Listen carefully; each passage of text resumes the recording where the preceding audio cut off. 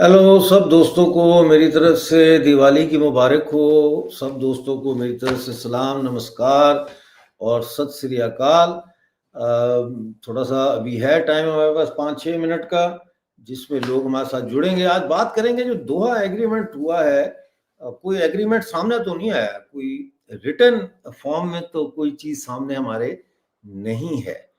तो I really don't know कि इस एग्री जो दोहा में जो इन्होंने नेगोशिएशंस की हैं, वो उन नेगोशिएशंस में इन्होंने क्या बात की है, किस चीज़ के ऊपर इन्होंने नेगोशिएट किया है, part from obviously cross border जो है वो फायरिंग ना करें पाकिस्तान और क्या नाम है इसका, हिंदुस्तान एक दूसरे के ऊपर।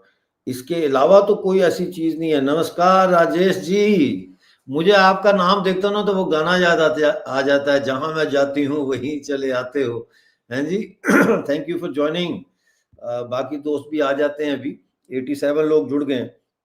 सवाल ये है कि दोहा में क्या मुआहदा हुआ है जी? हमने तो सिर्फ शेक हैंड की फोटो देखी है ना। वो शेक हैंड की फोटो के अलावा तो हमने कोई ऐसी चीज नहीं देखी कि जिसको हम कह सकें कि हाँ जी बड़ा जबरदस्त मुआहदा हो गया है और यू नो पता नहीं क्या हो गया है। तो वो शेक हैंड के अलावा हमने कोई ऐसी चीज जो है वो नहीं देखी। हमारे साथ कुछ मेहमान भी अभी जुड़े हैं। राजेश आसरा मेरे गाने में अभी हमारे साथ जुड़ेंगे। मेजर जनरल सुधाकर जी भी जुड़ेंगे और डॉक्टर प्रदीप कुमार जी भी जर्मनी से जुड़ेंगे। तो ये बात करेंगे। मैं ठीक हूँ Shah Baloch, thank you very much. I want to be a journalist. अच्छा, आप मुझे मैसेज करें तो फिर कहाँ पे हैं ये पता चले, तो फिर कैसे जर्नलिज्म बनना है उस पर बात हो सकती है, गाइडेंस भी हो जाएगी, कोई टेंशन नहीं है। Pankaj ji thank you very much. मैं कहता हूँ ज़रा लोग जुड़ जाएं, क्योंकि अभी हमारे 3 मिनट जो शेड्यूल है उसमें अभी 3 मिनट हैं। तो अरे ये क्या खबर है, नामालूम मुसल्लह अफराद की फायरिंग से रुकने सूबाई असम्बली रहमत साले बलोच और डिस्ट्रिक्ट चेयरमैन अब्दुल मालिक साले के छोटे भाई वलीद साले जहां बहक हो गए। अच्छा, thank you for your love Pankaj ji, thank you. मैं ये कहूँगा कि बहुत से लोगों ने सब्सक्राइब किया है, लेकिन ये है कि प्लीज़ चैनल को ज्वाइन करें। हमें बहुत सख्त ज़रूरत है लोगों की कि वो चैनल को ज्वाइन करें, इसको एक नए लेवल पर ले जाने के लिए और इसको बेहतर करने के लिए हम इसको 24/7 चलाना चाहते हैं। यानी 24 घंटे ये चैनल हम इसको लाइव करना चाहते हैं। सिर्फ इसको लाइव करने के लिए जो है हमें 400 पाउंड चाहिए, उसका सॉफ्टवेयर बैकअप ये वो सारा जो है ना, और उसकी ट्रेनिंग सेशन के लिए। तो इसलिए मैं बार बार कहता हूँ आप सुपर थैंक्स भी दें, आप लोग ज्वाइन भी करें, ताकि हम वो री इन्वेस्ट करें अपने चैनल में। भारत दोहा में जो पाकिस्तान और अफगानिस्तान के दरमियान जो बातचीत हुई है, उस हवाले से आज का ये शो है। लेकिन थोड़ा सा मैं आपको इसका बैकग्राउंड बताना चाहता हूँ। बैकग्राउंड तो जाहिर है ये है कि पाकिस्तान मुसलसल कंटिन्यूसली जो है वो ड्यूरेड लाइन पे फेंसिंग कर रहा है। और अफगान जो है वो जो भी अफगान होगा उसका ये ईमान है कि वो ड्यूरेड लाइन को नहीं मानता। उसका ईमान है कि वो अटक तक जो है वो इस सारे को अफगानिस्तान का या पश्तूनिस्तान का हिस्सा मानता है। ये चीज़ ज़हन में रखें। अब ड्यूरेड लाइन जो है ये 1893 में इस पे साइन हुए थे लॉर्ड मोर्टिमर ड्यूरेंट और अमीर अब्दुल रहमान जो उस वक्त के बादशाह थे अफगानिस्तान के, इनके दरमियान यह मुआहदा हुआ था। और अमीर अब्दुल रहमान उस वक्त बड़ी कमज़ोर पोजीशन पे थे। इसलिए ये बहस की जाती है कि ये जो ड्यूरेड लाइन है ये दबाव में, अंग्रेज़ों के दबाव की वजह से ये मुआहदा हुआ था। लेकिन उसके अलावा एक और इसका पहलू ये है कि ये मुआहदा जो है, ये एग्रीमेंट जो है, ये हुआ था 100 साल के लिए। तो according to the India independence act जो है, जब हिंदुस्तान से अंग्रेज गए तो हिंदुस्तान के जितने मुआहदात थे हमसाया ममालिक के साथ, नेबरिंग कंट्रीज के साथ, वो नल एंड वॉइड हो गए थे। तो ये ड्यूरेंट लाइन का मुआहदा भी उस वक्त नल एंड वॉइड हो गया था। लेकिन चलो हम ये कहते हैं कि ये नहीं हुआ था तो 100 साल पूरे कर लेते हैं, तो वो 100 साल भी तो 1993 में पूरे हो गए ना। उसके बाद तो कोई मुआहदा है ही नहीं अफगानिस्तान का और पाकिस्तान का बॉर्डर का। तो अब थोड़ा सा ये जिसको नॉर्थ वेस्टर्न फ्रंटियर प्रोविंस कहा जाता है, थोड़ी सी बात इस पे कर लेते हैं। देखें, जब सिख सल्तनत को 1846 में शिकस्त हुई अंग्रेज ईस्ट इंडिया कंपनी के हाथों, तो उस वक्त ये जो इलाका है रंजीत सिंह के कब्जे में, जो इलाका जात थे वो अंग्रेजों के कब्जे में आ गए। और 1901 में यानी ड्यूरेंट लाइन का मुआहदा साइन होने के 7-8 साल के बाद जो है वो नॉर्थ वेस्टर्न फ्रंटियर प्रोविंस को बाकायदा पंजाब का हिस्सा बनाया गया, पंजाब का हिस्सा सूबे का।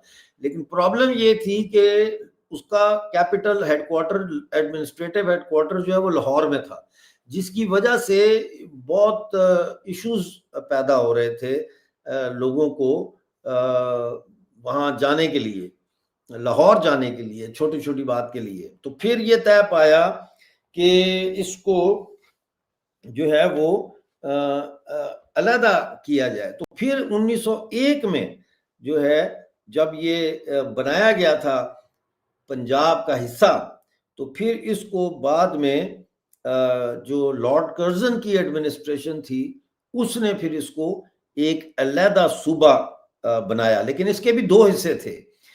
एक हिस्सा जो है वो इसका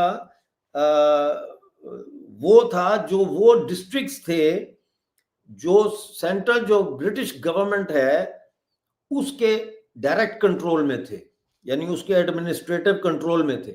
और दूसरा कबायली इलाका जात थे, और ये कबायली इलाका जात जो है इनके, ये भी ब्रिटिश की कंट्रोल में थे, लेकिन इनके अंदरूनी मामलात में ब्रिटिश मदाखलत नहीं करते थे, जिसकी वजह से ट्राइबल और ये NWFP जो प्रोविंस है इसके दरमियान जो है वो थोड़ा बहुत फर्क मौजूद था।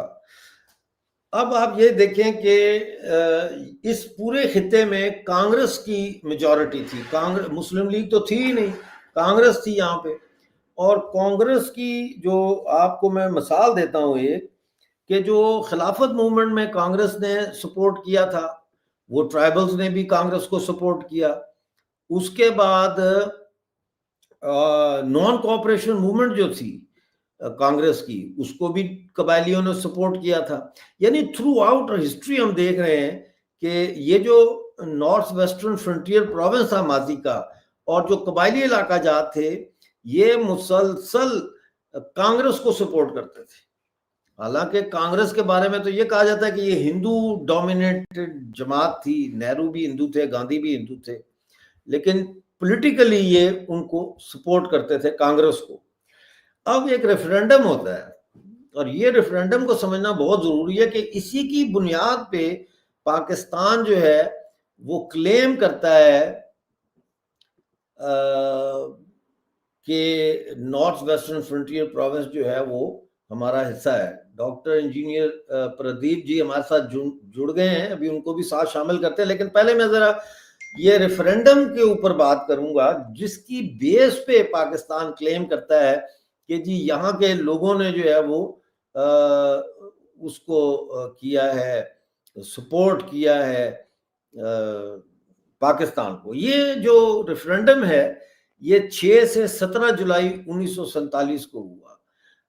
मतलब ये है कि ये उस वक्त हुआ मुआहदा, ये रेफरेंडम उस वक्त पेश आता है बंटवारे से पहले। यानी अंग्रेज जो है उन्होंने बंटवारे से पहले जो है वो ये कोशिश की है कि इसको पहले निपटा लिया जाए। तो उन्होंने क्या किया, उन्होंने ब्रिगेडियर J.B. बूथ के जो थे वो रेफरेंडम के कमिश्नर थे और ब्रिटिश आर्मी के ब्रिगेडियर थे, उन्होंने उनकी क़यादत में फिर ये रेफरेंडम होता है 6 से 17 जुलाई 1947 को। कांग्रेस से मैं समझता हूं कि एक गलती हुई, और वो गलती ये थी कि उन्होंने इसका जो है वो किया, बाइकाट कर दिया।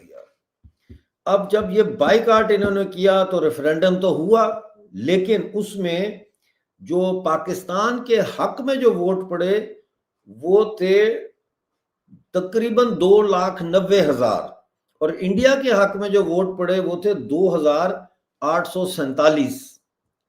अब यहां पे ये बात नोट करने वाली है कि कबायली इलाका जात में इस रेफरेंडम में शामिल नहीं थे, ट्राइबल एरियाज को शामिल नहीं किया गया इस रेफरेंडम में, उन्होंने वोट नहीं डाला। इसके अलावा कांग्रेस के बाइकाट करने की वजह से बहुत बड़ी तादाद में पश्तूनों ने इस बाइकाट में हिस्सा लिया और उन्होंने भी वोट नहीं डाला,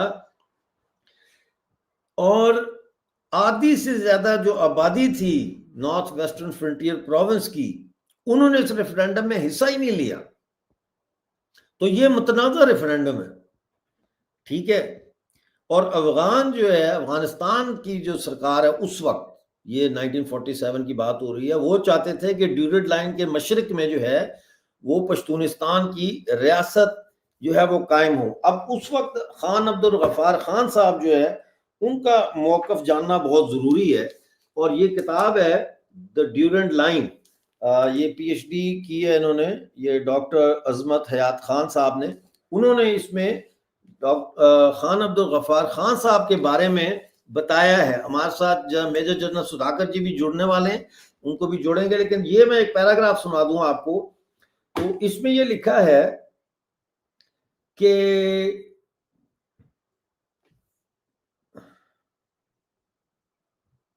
the Pashtuns were given limited choice to join either India or Pakistan only, and not the option to unite with their motherland और to establish small independent state of their own. यानी इस referendum में अंग्रेजों ने सिर्फ ये उनको सवाल पूछा कि आपने इंडिया के साथ जाना है या पाकिस्तान के साथ जाना है।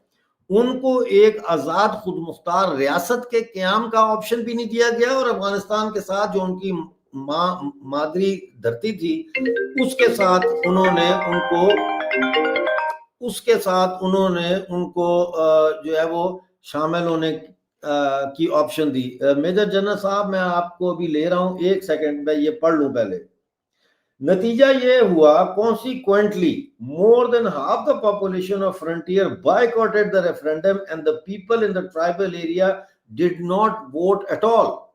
यानी नतीजातन फ्रंटियर की आधी से ज्यादा आबादी ने रेफरेंडम में हिस्सा नहीं लिया, और कबायली इलाका जात के लोगों ने तो रेफरेंडम में बिल्कुल वोट नहीं डाला। अब खान अब्दुल गफ्फार खान साहब जो है वो, उनकी एक स्टेटमेंट है 1 सितंबर 1967 की। 1 सितंबर 1967 को खान अब्दुल गफ्फार खान साहब ने बयान दिया कि field marshal Ayub Khan claimed that a referendum was held in northwestern frontier province before the creation of Pakistan। कि फील्ड मार्शल अयूब खान जो है उन्होंने ये दावा किया है कि नॉर्थ वेस्टर्न फ्रंटियर प्रोविंस में पाकिस्तान के क़याम से पहले एक रेफरेंडम का इनेकाद किया गया था। आई स्ट्रांगली रिप्यूडिएट इट, ये वो कह रहे हैं खान अब्दुल गफ्फार खान साहब। द फार्स ऑफ रेफरेंडम, यानी ये धोखा, ये जाली referendum stage by the British government, जो ब्रिटिश सरकार ने किया था, रेफरेंडम करवाया था। सबसे पहले तो हम इसमें हम पश्तूनों की कोई दिलचस्पी नहीं थी। दूसरा, ये एक बहुत ही महदूद जो है इसमें वोटिंग हुई। नंबर 3, इसमें बैलेट जो थे, यानी बैलेट बक्स जो थे, उनकी सुपरविजन जो होती है उसका और उसको कंट्रोल का कोई बंदोबस्त नहीं था। नंबर 4, रिगिंग ऑफ वोट्स, और बहुत बड़े पैमाने पर यहाँ पे वोटों में धांधली की गई। और 5वां वो कहते हैं non participation by majority of Pashtuns, के पश्तूनों की मेजॉरिटी जो है उसने इसमें हिस्सा नहीं लिया। तो ये रेफरेंडम जो है बजाते खुद एक मुतनाज़ा रेफरेंडम है और ये ड्यूरेड लाइन का मसला इसी तरह से चल रहा है। हम अपने मेहमानों को अपने साथ जोड़ लेते हैं। जनाब वेलकम डॉक्टर प्रदीप साहब एंड वेलकम जनाब मेजर जनरल सुधाकर जी, बहुत का जुड़ने का। मैं पहले जाना चाहूँगा जो है वो मेजर जनरल साहब की तरफ, क्योंकि शायद इनको एक टीवी इंटरव्यू के लिए भी जाना है, तो पहले इनको हम सुनते हैं कैसे देख रहे हैं। देखें ये दोहा में कह रहे हैं मुआहदा हुआ है, there is no written agreement that has been presented, only Qatar has issued a directive कि भाई ये मुज़ाकरात हो गए। So what is going on sir? Firstly, good evening, Dr. Mirza Saab. Thank you and sincere apologies. I saw your message pretty late yesterday. कल मेरा back to back 6 से 8 वो चैनलों में व्यूज ले रहे थे. I missed it out. I would love to actually be part with you always and every time. जहाँ तक ये जो सीज फायर की बातचीत हुई है कतर में, मेरे इनपुट और अंडरस्टैंडिंग के मुताबिक मैं 2-3 चैनल में मैं व्यूज दे चुका हूँ. This is actually a fraud activity which is gone in. As far my understanding, I may be wrong. और मेरे जो फ्रेंड्स हैं जिनके साथ मैं बात कर रहा हूँ, सबका यही कहना है कि एक फॉर्मल स्ट्रक्चरल एक जो ऑफिशियल डॉक्यूमेंट होना चाहिए जिसमें सिग्नेटरी, उनका जो ऑथोराइज सिग्नेटरी होते हैं वो नहीं है, और सिर्फ एक पार्टी कतर का सिग्नेचर है, बाकी जो स्टेक होल्डर है उनकी सिग्नेचर नहीं है. कहाँ तक सच है, शायद यू आर एट अ नहीं है, साइन नहीं है सर, कहीं पे भी कोई साइन नहीं हुआ. आपको पता होगा, मेरे खबर के मेरे जो दोस्त बैठे हैं, मैं था उधर ओमान में और 2-3 कंट्री आसपास में गया हूँ, जो मेरे जान पहचान है, वो कह रहे हैं सिग्नेचर नहीं है. जो फॉर्मल ऑफिशियल एक इंटरनेशनल डॉक्यूमेंट के ऊपर होना चाहिए वो नहीं है. नंबर 2, जो भी साइन किए हैं it is like a propose document कि आपस में आइंदा से इस तरफ प्रिवेंट करने के लिए आपस में म्यूचुअली बातचीत करेंगे, वो नहीं है. Because this is a very serious violation. आप इसको देखिए ना, एरियल वायलेशन को मिलिट्री साइंस कहता है कि ये कोई धक्केबाज या कोई धमकी धमकी वाला नहीं है. It is the beginning of A conflict.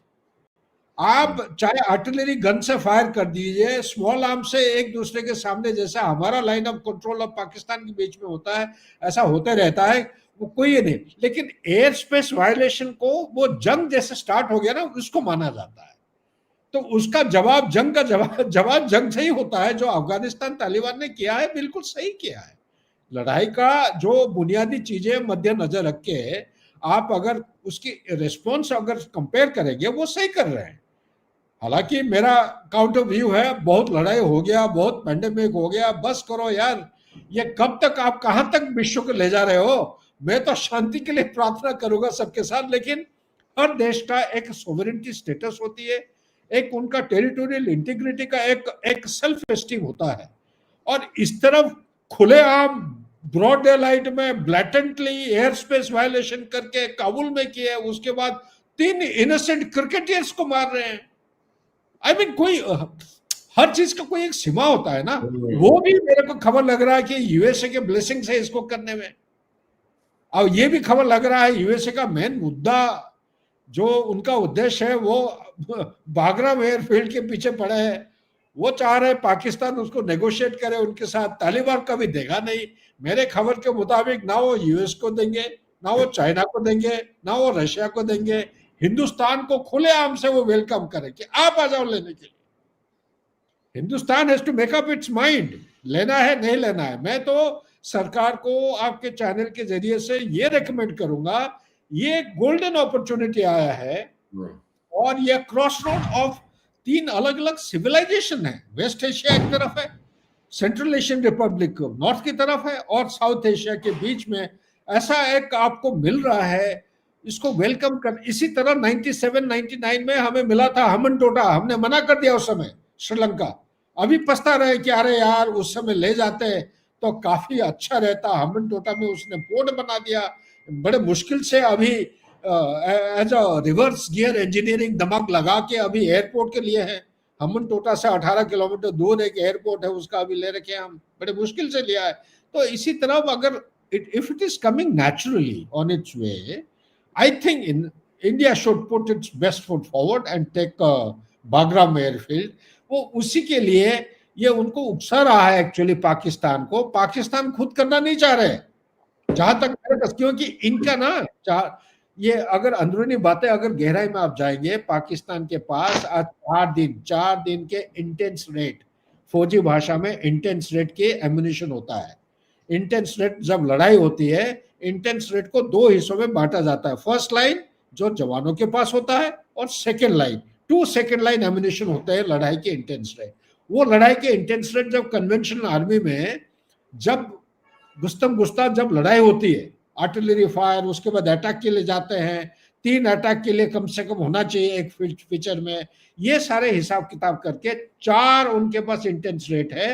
ये छोटपुट लड़ाई में अगर यहीं पे, अच्छा उनका इंडस्ट्रियल कॉम्प्लेक्स का कैपेसिटी भी लिमिटेड है, करते हैं, गन्स गुन्स बनाते हैं, मिसाइल भी बनाते हैं, एम्युनिशन बनाने का है, लेकिन वो तनख्वाह नहीं दे पा रहे उनका ऑर्डिनेंस फैक्ट्री में, तनख्वाह नहीं है आज के दिन में। तो काफी सारे गन पाउडर उनका बनता नहीं है। गन पाउडर शायद ये नॉर्थ कोरिया से लाते हैं या चाइना से लाते हैं, गन पाउडर इधर नहीं बनाते हैं। तो बहुत सारे मसले हैं, और इसीलिए मैं कहता हूं कि ये भी फुक फुक के कदम रखने वाले हैं, और इतना जल्दी छेड़ाखानी ना करे तो अच्छा ही होगा। अगर करते हैं, then over their dead body, बस इतना ही मैं कह सकता हूं, they are actually digging their, inviting their obituary, they are writing the epitaph of their obituary. That is all I can say at the moment. Back to you, Dr. Saab. तो आपकी जो बातें हैं उससे ये नज़र आता है कि अगर अफगानिस्तान जो है वो सही मायनों में अपना दिफा को मजबूत करना चाहता है, अपने डिफेंस को मजबूत करना चाहता है, तो बागराम बेस जो है यहाँ पे इंडिया के साथ मतलब है इंडिया और अफगानिस्तान मिल के बागराम बेस को चलाएं, क्योंकि इंडिया के तो कोई ऐसे एक्सपेंशनिस्ट डिजाइन्स नहीं है। तो लग मुझे यही रहा है कि मुस्तकबिल में बागराम बेस ना चाइना को मिलेगा ना ये अमेरिका को मिलेगा, ये इंडिया और अफगानिस्तान के कोऑपरेशन से चलेगा। चलते हैं डॉक्टर प्रदीप पवार जी की तरफ।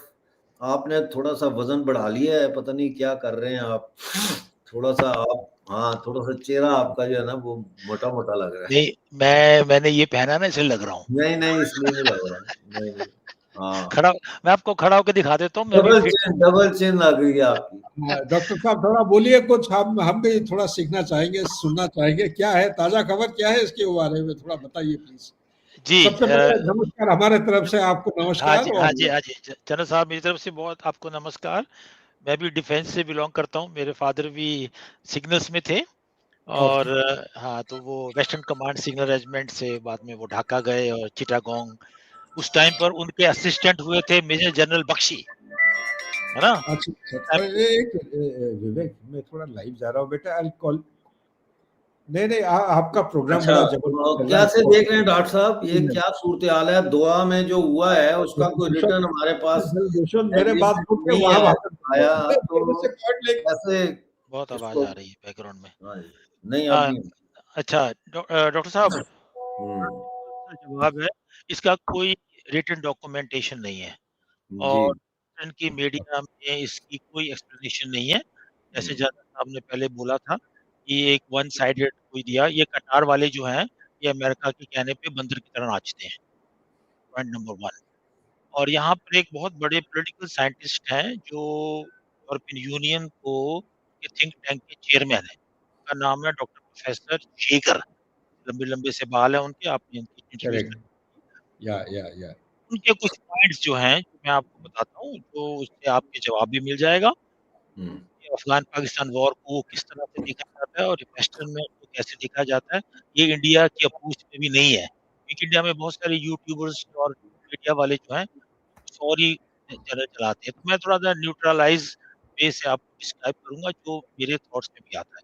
पहला, आपकी आवाज टूट रही है, अब ठीक है? बात करें फिर पता चलेगा। अब कैसी है?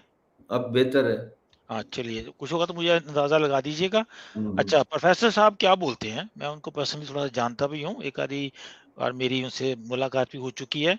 वो कहते हैं जो पाकिस्तान है वो एक ही किराए का टट्टू है वर्ल्ड, वो कहता है पैसे के लिए वो किसी भी कंट्री के साथ लड़ सकते हैं। उन्होंने एग्जाम्पल दी है कि यूएस के साथ इन्होंने अफगानिस्तान में लड़ाई की है, टर्की के साथ जो सीरिया टर्की का जो बॉर्डर है कोबाना, उसमें इन्होंने अपने सोल्जर भेजे हैं $1100 महीने की तनख्वाह के लिए, वो वहीं पर बैठे रहे और वो 350 स्क्वायर मीटर का जो इलाका कोबाना में सीरिया का इन्होंने अंडर किया हुआ है, उसको जिताने में या उसको करने में इन्होंने भेजा है और वहां पर बहुत एट्रोसिटीज हुई हैं। जो खर्द हैं उनको उनकी लड़कियों को रेप किया, इनके इनके डीएनए में है लूटना और रेप करना। Point number 2।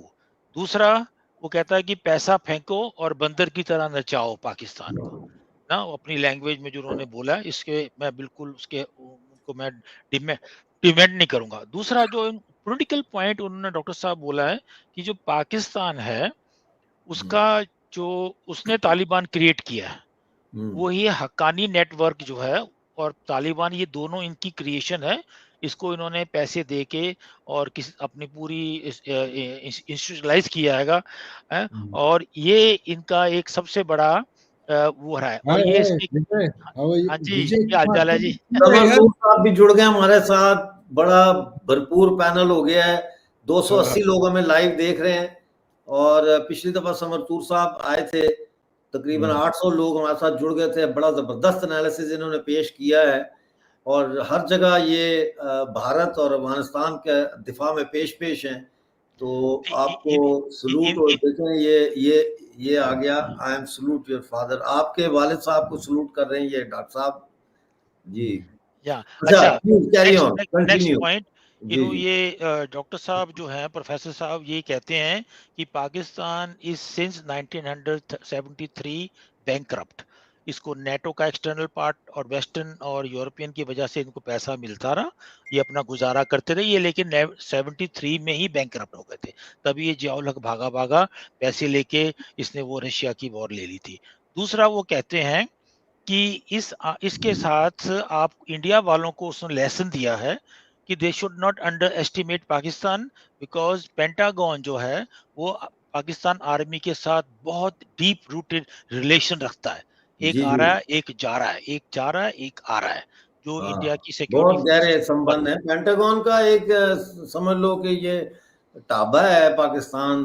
हाँ जी, और दूसरी उन्होंने जो एग्जांपल दी है कि इनकी आर्मी के बहुत सारे जो तनख्वाहें हैं वो सऊदी अरेबिया से आते हैं, क्योंकि इनकी रॉयल फैमिली का के ये चौकीदार बने हुए हैं, है ना? वो भी तभी ये बिल्कुल चौकीदार हैं उनके ये घर तो में बड़ी अहम बात आपने की। एक आपने बताया कि ये सीरिया के बॉर्डर पे इन्होंने कुर्दों के खिलाफ लड़ाई लड़ी है और $1100 महीने पे पाकिस्तानी फौज वहां बैठी थी, वहां से कमा रहे हैं। दूसरा आपने ये बताया आपके सऊदिया की रॉयल फैमिली का, वहां से भी ये कमा रहे हैं क्योंकि वहां पे बैठे हुए हैं ये चौकीदार है उनकी रॉयल फैमिली से। जैसे आर्मी में आज से 30 साल पहले अर्दली हुआ करते, ये वहाँ के अर्दली हैं उन लोगों के ना। चलो जी जाओ यहाँ के बीबी को बाल कटा के ले आओ, बंदूक साथ में रखी होती है, उनको तनख्वाहें मिलती हैं। तीसरा, ये जो यहाँ पर पॉइंट ऑफ व्यू उन्होंने बोला है कि जो मुस्लिम जो है वो खुद दुश्मन है। अब शिया सुन्नी देवबंदी कुछ है, वो एक अफगानी जो है वो भी मुस्लिम है, एक पाकिस्तानी भी मुस्लिम है, हक्कानी भी मुस्लिम है, देवबंदी भी मुस्लिम है, ये सारे अहमदिया भी मुसलमान है। ये इनका काम है दूसरी गर्दन काटना। नहीं सर, हमने पता किया है, हमने कुछ उलमा से डिस्कस किया, वो कहते हैं पाकिस्तान आर्मी मुसलमान नहीं है। हाँ, वो तो मुसलमान नहीं है, वो तो शराब भी खाते हैं, गोश्त भी खाते हैं। वो कहते हैं ये मुसलमान नहीं है। तो Pakistan is not an Islamic country, Pakistan is not a Muslim country. Pakistan को तो बोलते हैं it is not even a nation, it is a concept. हाँ, ये भी यहाँ पर जो पीएचडी करते हैं इंडियोलॉजी में बोलते हैं। नेक्स्ट मेरा जो पॉइंट है, वो कहते हैं कि 25 करोड़ की आबादी में ये इकोनॉमिकल फैक्टर है, उसको भी हमें भूलना नहीं चाहिए। उसमें से 18 करोड़ यानी 180 मिलियन जो है they are living under poverty line.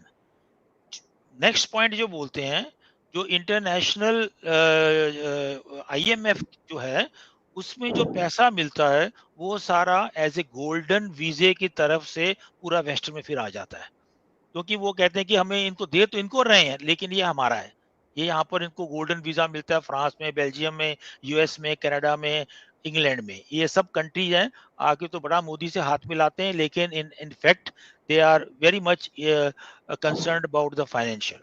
उसके बाद उन्होंने बोला है कि अफगानिस्तान जो है, जिसका आज आपका जी टॉपिक जी है, वो जो है तालिबान क्रिएशन जो है, वो आपको तो मेरे से ज़्यादा नॉलेज है।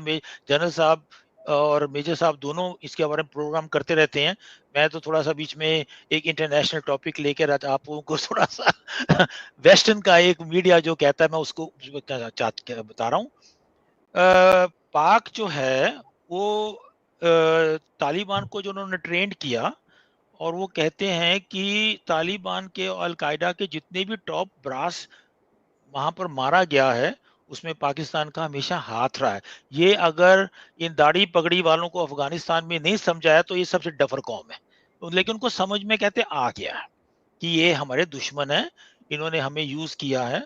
और ये दूसरा, अफगानियों को समझ आ गया, तालिबान और अफगानियों को समझ आ अफ़गानियों गया। को समझ में आ गया है। डॉक्टर साहब, यहाँ पर अफ़गानिस्तान का एक छोटा-सा डायस्पोरा है, उनसे अगर आप मिलो, स्विट्ज़रलैंड में बहुत बड़ा उनका एक ग्रुप भी है, जिसको अफ़गानी इंटरनेशनल फोरम बोलते हैं। वो बड़ी मेहनत करते हैं, तो कोई टैक्सी ड्राइवर हैं, कोई हॉस्टल में काम करते हैं, कुछ डॉक्टर भी हैं। तो मैं एक बार उनके साथ पार्टिसिपेट कर चुका हूँ, तो बड़े इंटेलेक्चुअल लोग हैं, वो इंडिया के साथ बहुत अच्छा रिलेशन रखना चाहते हैं। लेकिन वो ये भी कहते हैं कि जो हमारे अफ़गानिस्तान में इतने लोग जो बैठे हुए हैं, उनके दिमाग में वो जो ज़हर भरा हुआ है, एक मोमिन का और नॉन मोमिन का, वो बड़ी मुश्किल से जा सकता है। इसलिए जो ये बिरादर कहते हैं ये इंडिया एक नॉन मुस्लिम कंट्री है, वो उसका दुनिया में कोई बिरादर नहीं है। उसका बिरादर खुद इंडिया है। उसकी इंडिया आर्मी है, उसकी जनता है। ये इंडिया वाले जो बोलते रहते हैं कि बिरादर, बिरादर, वो किसी को बिरादर नहीं मानते। मुस्लिम किसी को बिरादर नहीं कहते, है ना? जो जो फैनेटिक्स होते हैं।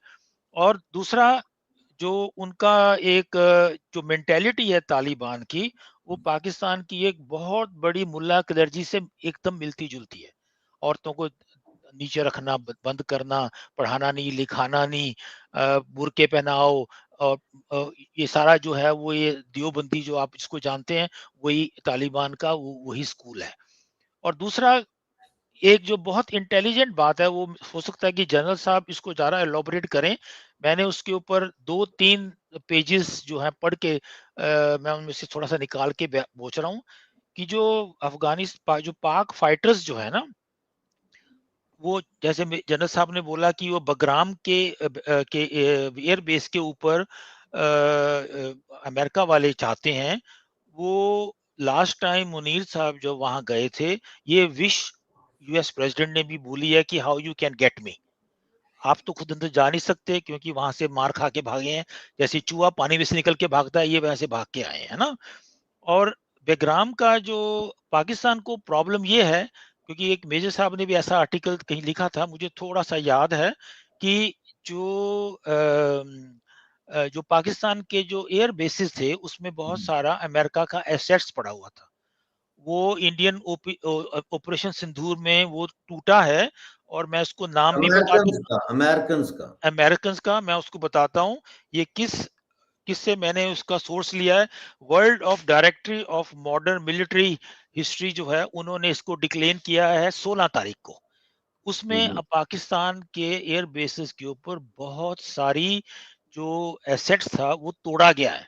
तो जो यूएस की जो डीप स्टेट है, वो कहती है कि operation 2.0 is on, it is only on halt, और ये अटैक करेंगे तो हमारा एसेट्स जो है, वो वहां पर सिक्योर नहीं है, क्योंकि ठीक है, और ठीक है, वापस आते हैं अफगानिस्तान की तरफ। मैं ये आपके लिए विजय कुमार जी ने लिखा है, ये आप देख लें कमेंट पर।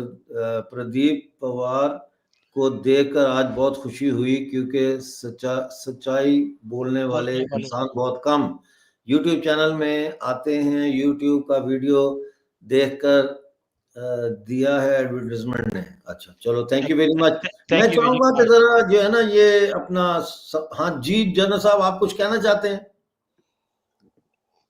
1 मिनट जी। दूसरे चैनल में सिर्फ 2 चीजें मैं शेयर करना चाह रहा हूँ। जी जी जोड़ने की कोशिश करिए। तूर साहब आ गए हैं, you will help us to actually join the dots.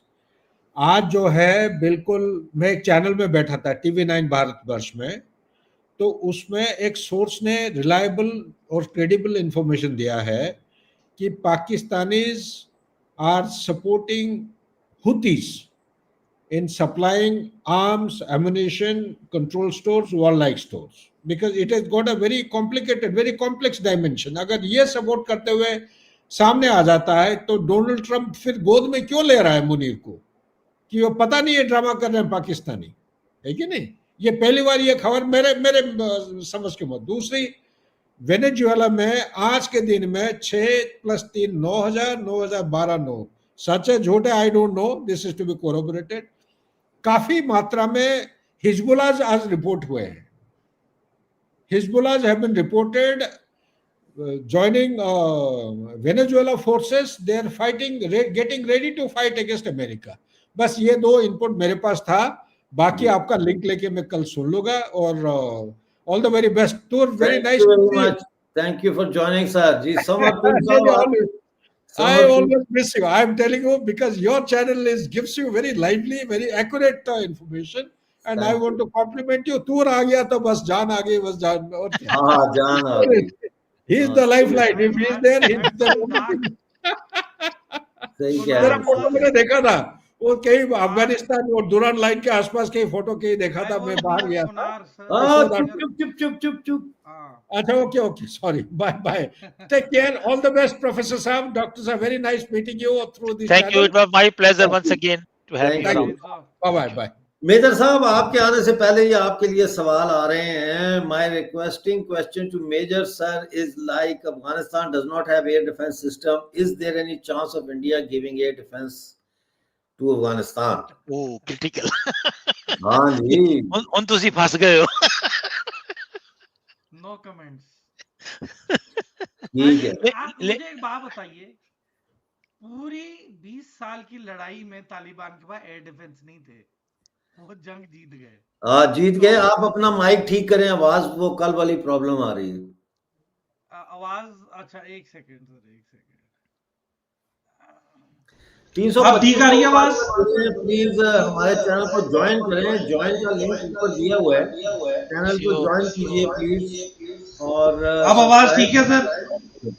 नहीं, खराब हो रही है। नाउ हेलो, अब ठीक है। ये नाउ वंडरफुल। ओके नहीं, हजे भी इको आ रही है। इको सर कैंसलिंग कीता है, इको कैंसलिंग ठीक है, मुझे आपकी आवाज ठीक आ रही है। अब सर कहानी ये है कि देखें, हम जितना ये सवाल करेंगे उतना गलत है। It is not wise to ask this question at this juncture.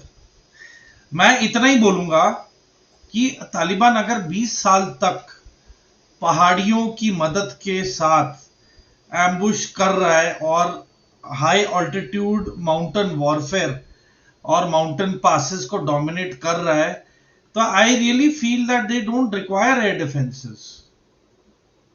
आप 16-17 हजार फीट की बात कर रहे हो, एक हवाई जहाज को उस ऑल्टीट्यूड पे फाइटर जेट को ऑपरेट करने में बहुत मेहनत लगती है और फिर टारगेट भी ढूंढने पड़ते हैं, और माउंटेन में target acquisition is most difficult.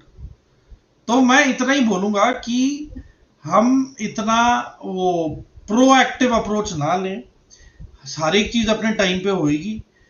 China has moved in, China has made their BR-21 Grad rockets functional. China is now fueling the Afghan Taliban. क्यों? क्योंकि तालिबान ने उन्हें 200 कॉन्ट्रैक्ट दिए हैं माइनिंग के, and 150 companies of China are right now presently located in Afghanistan and carrying out mining of rare earth metals. तो ये जितना भी पैसे का लेन देन है is now being converted into acquisition of small arms weapon systems, upgradation of their rocket systems, and slowly and steadily I assure you they will even have anti aircraft weapon systems.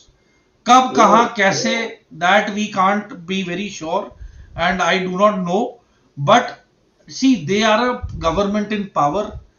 America उन्हें $80 million लगभग दे रही है per month. कितने दे रही है? $80 million का खर्चा है थ्रू यूएस एड के नाम के थ्रू $80 मिलियन इन्हें महीने का मिल रहा है तालिबान को। ठीक है। तो हम ये तो कह नहीं सकते कि पैसे की कमी है या कोई दिक्कत है। तो इट इज बट इंपेरेटिव सही टाइम पे सही बातें बाहर आए तो बेहतर है। जहां तक ये पीस अकॉर्ड की बात है, पहली चीज तो I want to make one thing very clear. जी। आज जिस पोजीशन में पाकिस्तान है वही पोजीशन में इंडिया 1990 से रहा है। बिल्कुल। एंड अब पाकिस्तान को रियलाइज करना चाहिए कि जिस तरीके से इन्होंने जैश ए मोहम्मद और लश्कर तैयबा के जो इन्होंने आतंकवादी पिल्ले पाल के रखे थे, अब इनके साथ जो सलूक हो रहा है, तो अब कैसे महसूस हो रहा है, अब कैसे पता लग रहा है। तो मेरा कहने का मतलब ये, what goes around comes around. आपने जो हमारे लिए ट्रैप तैयार किया था, सारे कह रहे हैं वॉइस प्रॉब्लम, एक सेकंड। ठीक आ रही है। मुझे तो सही आ रही है। अब आ रही है आवाज मेरी? भाई आप हाँ जी, बताएं, कमेंट करके बताएं आप लोगों को आवाज सही आ रही है अब मेरे साथ। आवाज मेरी आ रही है सबको? हाँ, ओके। तो मैं थोड़ा तो फिर से दोहराता हूं कि 1990 से जो पाकिस्तान इंडिया के साथ कर रहा था, अब पाकिस्तान इंडिया वाली पोजीशन में है अफगानिस्तान के खिलाफ। बिल्कुल। So Afghanistan becomes Pakistan, Pakistan becomes India.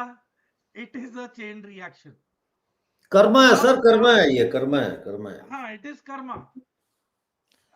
आपने हमें बाय 1000 कट्स ब्लीड करना चाहा। आप बताओ पाकिस्तान की कौन सी स्टेट ब्लीड नहीं कर रही? पंजाब, सिंध, कराची, बलूचिस्तान, पीओजीबी, वजीरिस्तान। मैं पूछता हूं बचा क्या है जहां पे खून नहीं बह रहा है? हाँ, वो कह रहे हैं सही था साउंड, अब खराब हो गया है। नहीं ठीक है, बहुत अच्छा आ रहा है। आप चलने दें। अब चल तो रहा मैं है। वही बता रहा हूं कि वो अब कहां जाएंगे। एंड ये बहुत ही तौहीन की बात हुई है कि आप इंडिया के खिलाफ तो न्यूक्लियर डॉक्ट्रिन, न्यूक्लियर पावर, और ये जो आसिफ मुनीर ने जो पाकिस्तान मिलिट्री एकेडमी में जो अंग्रेजी बोली है, बहुत अच्छा स्क्रिप्ट लिखा है जिसने लिखा है। It was a impressive English. I was like impressed with the English, but actions इनके बिल्कुल गीदड़ जैसे हैं। अब ये अपनी टांगों के बीच में पूंछ दबा के भाग लिए, भाई पीस कराओ। तो अब पीस हो गया। मतलब ये हमारे सामने न्यूक्लियर पावर, न्यूक्लियर धमकी, अफगानिस्तान के सामने भी अब ये शांत होके बैठ गए हैं। तो देखें, एक किस्म से इंडिया का जो बड़ा सर साउंड पहले ठीक था, सब कह रहे हैं। यहाँ पे सैबोटाज करने वाले भी बथेरे हैं ना। खराब वाले अच्छा बोल रहे, अच्छे वाले खराब बोल रहे। नहीं, मेनू ते बहुत सोना आवाज आ रही है। तो डॉक्टर साहब थानू पता नहीं आ रही है? मेरे लिए तो बिल्कुल ठीक ठाक है। I can follow. मुझे कम आ रही है। अच्छा, ये अभी किसी का है, योर वॉइस इज ओके। चलो, ये हमारे मेंबर हैं, तो इनके साथ हम चलेंगे, ठीक है। प्रेम प्रकाश खोसला साहब। हाँ जी। तो मैं वही बता रहा हूं सर। अभी देखिए, मैं आपको खिचड़ी बताता हूं, नेक्सस और नेटवर्क बताता हूं। आज की तारीख में कितने हैं अफगानिस्तान में? ईरान की रिपब्लिकन गार्ड कोर की इंटेलिजेंस मौजूद है। क्यों? क्योंकि हजारा मुसलमान आर प्रो ईरान। तो तालिबान के खिलाफ ये हजारा मुसलमान लड़ रहे थे, ठीक है। और इनको काउंटर करने के लिए, तालिबान को काउंटर करने के लिए फातिमायून ब्रिगेड खड़ी की थी ईरान ने, जो शिया मुसलमानों की है, अगेंस्ट दी तालिबान। एक तो ये हो गए। अब पाकिस्तान ने अपने 2 टट्टू जैसे मोहम्मद और लश्कर तैयबा को भी उठा के अफगानिस्तान के बॉर्डर पे बिठा दिया, भाई तुम देखो, ठीक है।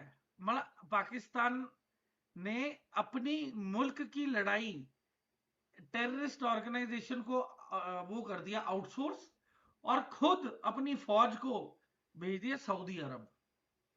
अब मैं बताता हूं सऊदी अरब भेजने का इनका मकसद क्या था। जो न्यूक्लियर आर्सेनल किराना हिल्स में टारगेट किए गए थे, उनको अब ये शिफ्ट करके सऊदी अरेबिया में डिप्लॉय कर रहे हैं, और सेम कंपनी जिसने पाकिस्तान की न्यूक्लियर साइट बनाई है, उसी ने ही सऊदी अरब में भी वही साइट बनाई है।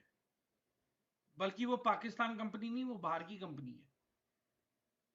और इसी के तहत कनेक्टिंग द डॉट्स, फॉक्सकॉन करके कोई एक कंपनी है यूएस की, जिसे कॉन्ट्रैक्ट मिला है to repair and reconstruct all airfields of Pakistan. तो आप देखें, अमेरिका पहले से America has from the start been in Pakistan. अब मैं पाकिस्तान का डबल गेम बताता हूं। इन्होंने पैलेस्टीन लिबरेशन ऑर्गेनाइजेशन का जो इन्होंने मारा है इनको जॉर्डन में, किंग हुसैन के आदेशों पे, तो तब ये जनरल यही तो थे, जिया थे, जनरल जिया वॉज स्टेशन्ड देयर जब इन्होंने इनके पीएलओ को मारा है, खदेड़ा है। कम से कम हजारों में मारे थे इन्होंने।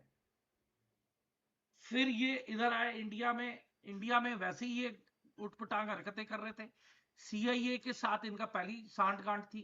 मैं चाइना पे हैरान हूं कि चाइना को पता है कि their past with CIA has been very cosy, and जिस तरीके से सीपेक को डीरेल कर दिया गया है, जो आसिम मुनी ने डीरेल किया है अमेरिका के साथ नजदीकियां बना के, और अब आप बागराम एयरबेस लेने के चक्कर में आप अफगानिस्तान की सरकार पे प्रेशर डालोगे, लड़ाई पे जाओगे। How can China watch this happen? And I have met and I have seen through the Afghans that China is actively involved in supporting the Taliban now.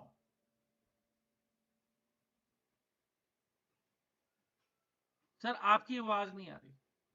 What do you think? What about BLA? Do you think the Chinese will do back channel talks with BLA and get this CPAC thing sorted out? I think BLA should contact and connect with the Chinese. BLA should accommodate and fight for its independence, क्योंकि 90% of the route of CPEC goes through Balochistan. तो पाकिस्तान से क्या बात करनी है? आप independently आप Chinese leadership के साथ बात करें and independently give them a safe passage. ऐसा है, should I join the conversation? Yes, of course. ऐसा है कि जो थिंक टैंक चैनल को ज्वाइन करें, मेंबर बने। बार बार मैं कहता हूं इस चीज को, 300 से ज्यादा लोग जुड़े हैं, 350 लोग लाइव देख रहे हैं, तो इसको प्लीज आप ज्वाइन करें चैनल को। मेरा भी चैनल है। हाँ, पिछले दिनों हमें पिछले दिनों जो है वो ये 2-4 दिन में 7 लोगों ने हमें ज्वाइन किया है, तो प्लीज ज्वाइन करें जी। अपना डॉक्टर साहब। हाँ जी, जो मेजर साहब ने बात की, मैं उसमें थोड़ा सा एडिशन दे दूं। जो बीएलए वालों का थिंक टैंक जो है, जिसमें से आप भी कुछ लोगों को जानते हैं पर्सनली, डॉक्टर साहब, मैं भी यहाँ जानता हूँ, वो कहते हैं कि हम चाइना को ट्रस्ट नहीं करते। उनके लिए चाइना भी एग्रेसर ही है ना। वो एक उन्होंने ऊपर से शायद बोले ना बोले, अंदर से उनका मिसट्रस्ट है। वो ट्रस्ट एक ही कंट्री को करते हैं बीएलए वाले, वो है इंडिया भारत। और इंडिया वाले जो है वो बैक डोर पे हैं। वो किस तरह से उनकी मदद कर रहे हैं, क्या कर रहे हैं, ये किसी को नहीं मालूम। ये उनके इतना जबरदस्त उनका वो उस पे होल्ड है। दूसरा, जो अफगानिस्तान के जो लोग हैं वो कहते हैं कि it is time for India to trust Taliban now, क्योंकि जो इंडियन डायस्पोरा भी यहाँ है और इंडिया की जो इंटीरियर मिनिस्ट्री है उसको ये नहीं भूलता कि ये वही मुजाहिदीन तालिबान है जिन्होंने जब अपना वहाँ रूल स्टार्ट किया था तो इन्होंने 40,000 इंडियन लोगों को मारा है। उसमें से बहुत सारी औरतों को इन्होंने किडनैप किया जो आज तक नहीं अब मिली, मारी। ये जब मुजाहिदीन वहां से एक्सोडस हुआ है इंडियन हिंदुओं का सिखों का, तो मैं तो यहाँ पर करीबन 10-15 फैमिलीज को जानता हूँ। उनके घरों में उनकी बहनों को उनके सामने कॉरिडोर पे रेप करके गोली मारी हुई है। वो कहते हैं कि ये जो किसने मारी? तालिबान ने उस टाइम पर, अच्छा। ये तो 84 के बाद तो कितना ड्रामा हुआ है ना। तो ये लोग जो हैं कहते हैं इस पे हम ट्रस्ट नहीं कर सकते इस लोगों के ऊपर। और यही वही लोग हैं जिन्होंने हमारे गुरुद्वारों के ऊपर भी अटैक करवाए हैं। तो नाराजगी जो है यहाँ पर यूरोप में, जो हमारा डायस्पोरा बैठा हुआ है, जर्मनी में हम 75,000 लोग हैं। वो कहते हैं कि ये जो खेल खेला है इंडियन गवर्नमेंट ने तालिबान के बुलाकर, उसके पीछे जो स्ट्रेटेजी है, या तो वो बताना नहीं चाहते या कोई स्ट्रेटेजी है नहीं है, वो सिर्फ दांत दिखाने वाली बात है कि चलो डराते हैं पाकिस्तान को। और अगर कहते कुछ सीरियस मैटर होता पाकिस्तान को सेकंड फ्रंट वॉर में इन्वॉल्व करने के लिए, तो इंडिया वाले बोलते चलो जी हमारे पास 80 मिग 21 है जिसको हम स्क्रैप कर रहे हैं, वो हम आपको दान में देते हैं, बिना आपकी ट्रेनिंग करेंगे, आपको हम एयर डिफेंस आपको देते हैं। ऐसा कोई इवन जो अपना अजीत डोवल साहब थे, उनका कहीं सी नजर नहीं आया इस फॉरेन मिनिस्ट्री में। दूसरा, लोग नाराजगी इस बात की भी दिखाते हैं कि एक देवबंद में जाके उनका जो वेलकम किया गया है, जो एक बहुत एक एंटी फीमेल उनके डॉक्ट्रिन है। आप अगर देवबंदी का वो सारा पढ़ें तो मुझे लगता है कि हिंदुस्तान में अमित शाह ने उसको अभी तक बंद क्यों नहीं किया और ये अलाउ क्यों किया हमारे हिंदुस्तान की जमीन एक इंसान को, जिसने अर्थक्वेक में ये भी मना कर दिया कि अगर औरत मर रही है उसको मरने दो क्योंकि आदमी उसको हाथ नहीं लगाएगा। ये यहाँ पर डॉक्टर साहब ये बातें हैं। और इंडिया का उसके अंदर जो रोल है, वो कहते हैं कि उसको इंडिया को डिक्लेयर करना चाहिए ताकि जो लोगों के अंदर एक इनसिक्योरिटी हुई है वो उसको दूर की जाए ना। और ये जो जो कटार में अभी इन्होंने सॉरी सऊदी अरेबिया में इन्होंने मोदी साहब ने बोला है कि वो बेस बनाना चाहते हैं और न्यूक्लियर एसेट्स को लेके जाना चाहते हैं। इसकी मैंने भी खबर सुनी है। मैं इसकी पुष्टि नहीं कर सकता, लेकिन एक चीज की मैं पुष्टि कर सकता हूँ कि जो कटर है, जिसको कटार बोलते हैं अमेरिकन, वहां पर इन्होंने बहुत सारा अपना जो अर्जनाल है, सब एशिया में सबसे बड़ा बेस कैंप कटार में बनाया उन्होंने ना। वहीं पर ही ड्रोन के पायलट से जो पाकिस्तान की आर्मी बताती थी कि यहाँ यहाँ ये घूम रहे हैं, तो वो ड्रोन के पायलट वहां से अटैक करते थे। ये it is a open secret, इसमें कुछ छुपाने वाली बात नहीं है। इसको अमेरिका ने कभी डिनाई भी नहीं किया। और वहां पर इन्होंने अपना एक जो किराना हिल्स के अंदर रिएक्टर्स थे, वो इन्होंने ट्रांसपोर्ट किए हैं। उसका जो जज्बा दिया गया है एक चाइनीज न्यूज चैनल में भी, वो कहते हैं कि जो इतने हैवी एयरक्राफ्ट सीआईए के आए थे, वो तो राशन लेके तो आए नहीं थे फौजियों के लिए, वो तो सामान ही लेके गए वहां से। तो ये एक एक्सेस बना हुआ है। हिंदुस्तान को अफगानिस्तान की पॉलिसी है उसको डिक्लेयर करना चाहिए, उसको डिफाइन करना चाहिए, लेकिन दिमाग में ये बात रखनी चाहिए कि ये जो तालिबान है ये किसी के बिरादर नहीं है। ये मुसलमान मुसलमान को काटेगा जरूर, लेकिन एंड में मुसलमान की ही गोदी में बैठेगा। इनकी ये डॉक्ट्रिन रही है। इन्होंने हिंदुस्तान को भी धोखा दिया है। 71 की वॉर में ये सब कश्मीर में आके लड़ते थे हमारे साथ। तो इंडियन आर्मी के खिलाफ भी लड़ा इन्होंने। सारे गंदे काम 90 में स्टार्ट किए हैं, वो इनकी वजह से भी हुए हैं। जहाँ पर इन्होंने काले झंडे लगाए हैं लाल चौक वगैरह में। विजय साहब तो वहाँ घूम कर आए हैं, है ना? तो उनको मैं तो ये मेजर साहब को यहाँ पे लेना चाहता हूँ क्योंकि ये बड़े इल्जामात खतरनाक लगा रहे हैं डॉक्टर साहब। मेजर बिल्कुल। साहब, आप थोड़ा सा क्लैरिफाई करें प्लीज। सर देखिए, जहां तक मैंने वहां पे जो हालात देखे हैं, they are very welcoming when it comes to Indians. Indians को वहां पे कोई खतरा नहीं है। They openly accept Indians. Indians are there in their local मतलब क्लोथ्स, आप उन्हीं के भेस में और उन्हीं के कपड़ों में रहें और बात करें। और मैं हैरान था कि सबको हिंदी आती है, हर एक जने को वहां हिंदी आती है। मतलब आप उर्दू बोल रहे हैं, मैं अगर हिंदी बोल रहा हूँ बिल्कुल क्लियर समझ आती है। बल्कि जब मैं पंजाबी बोलने लगता था तो चिढ़ जाते थे, तो I used to stick to Hindi only.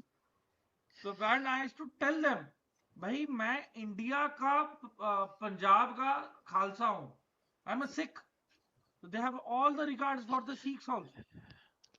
So then they were, I mean, they used to see the kada and everything. So they used to be like, "नहीं, ये हमारा सरदार भाई हैं." And अब as far as the women are concerned, देखिए sir, there are limitations to every religion. सबके अपने अपने वो होते हैं point of views and everything.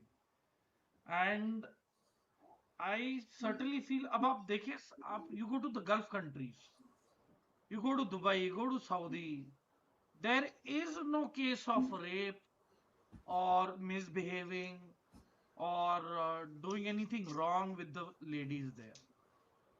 Punishment इतनी severe है।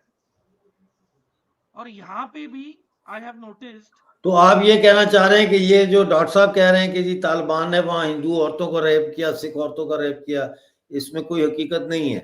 नहीं ये तो डॉक्यूमेंटेड है। नहीं, एक सेकंड जरा सर देखिए, समरपुर साहब का सुने।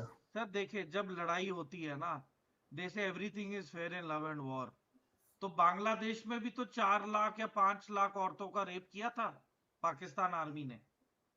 Has the Pakistan army been made to stand in the dock, take responsibility, say sorry?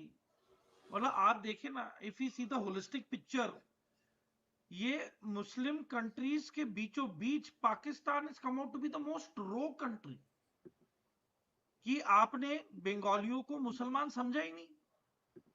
And as far as देखिए द पनिशमेंट्स आर कंसर्न्ड, जिस कंट्री में सिवियर पनिशमेंट है वहां पे अट्रॉसिटीज अगेंस्ट वुमेन नहीं है। मैं ये नहीं बोलूंगा कि बिल्कुल जीरो है, because that is never possible.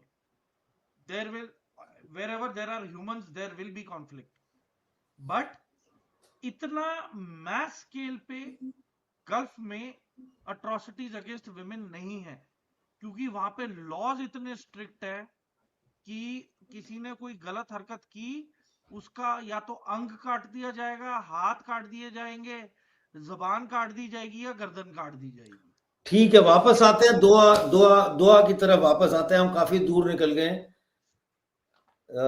ये वो गाना याद आ रहा है, ये कहाँ आ गए हम, है जी, यूं ही साथ साथ चलते। मुझे ये बताएं 25 अक्टूबर को क्या होगा? अब इस्तांबुल में ये दोबारा मिलेंगे 25 को। 25 को क्या होने जा रहा है भाई? सर देखिए, ये जो पीस टॉक्स हुई हैं, इसमें इन्होंने गलती से, कतर ने ड्यूरेंट लाइन नहीं मेंशन की, इन्होंने बॉर्डर मेंशन कर दिया।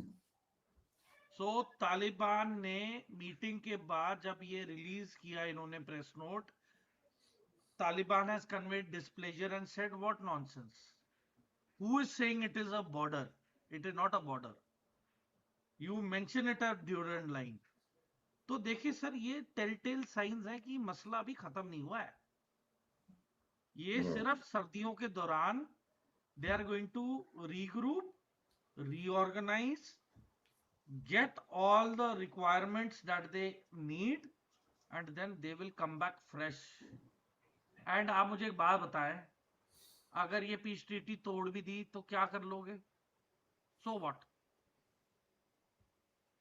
आप ठीक है, करें ना, if the peace treaty is violated, चले, so what? So what. ठीक है डॉक्टर साहब, हाँ जी। 25 अक्टूबर को दूसरा सेशन होगा इस्तांबुल में। क्या, what is your take on that as concluding remark please? वहां पर कोई किसी तरह की कोई दिवाली है, आप दोनों ने दिवाली भी मनानी है, तो मैं दिवाली तो मैं हमारे यहाँ कल है, यहाँ अच्छा, यूरोप यहाँ। ठीक। डॉक्टर साहब, जो 25 को, जो 25th को जो मीटिंग होने वाली है, उसकी आउटपुट के बारे में यहाँ पर किसी ने कोई पॉजिटिव साइन नहीं दिया। उसकी वजह ये है कि जिस कंट्री में जाके वो पीस ट्रीटी कर रहे हैं, टर्की, इस्तांबुल, वो खुद एक डिस्प्यूटेड नेशन है, जहां 65,000 लोगों को जेल में डाला हुआ है, अपोजिशन के लीडरों को वहां डाला हुआ है।